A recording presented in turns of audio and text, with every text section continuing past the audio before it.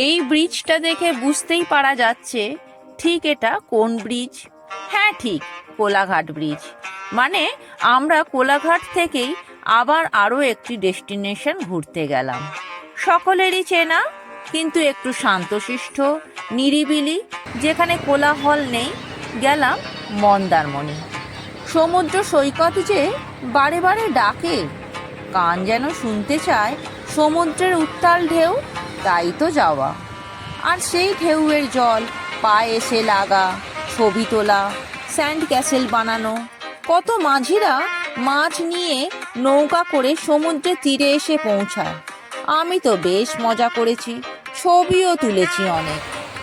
এবার একটু বলি, এখানে বহু হোটেল আছে এবং বহু হোটেল তৈরিও হচ্ছে, তবে সবকটা সমুদ্রের দিকে নয়।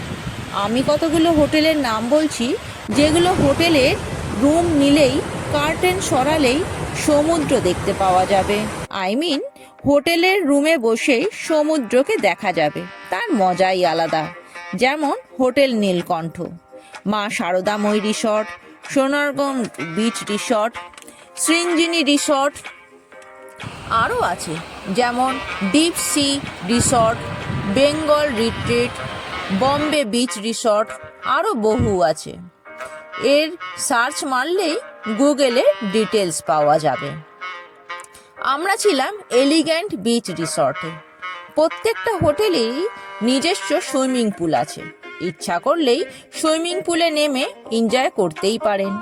সন্ধেবেলায় সমুদ্র তীরে বসে হাতে একটু গরম চা নিয়ে আর সামুদ্রিক ফিশ নিয়ে খেতে খেতে সময় যে কিভাবে কেটে যাবে বোঝাই যাবে না।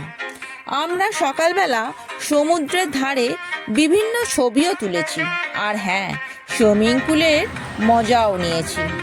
এই মন্দারমণি থেকেই 30 কিলোমিটার দূরে আছে দীঘার জগন্নাথ ধাম।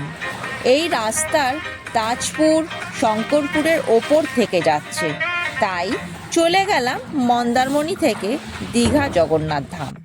এই জগন্নাথ ধামের একটা শর্টস দেওয়া আছে, দেখে নিতে পারেন। ভালো লাগলে লাইক, শেয়ার, সাবস্ক্রাইব করবেন। আবার একটা নতুন ডেস্টিনেশন নিয়ে আবার তাড়াতাড়ি আসবো।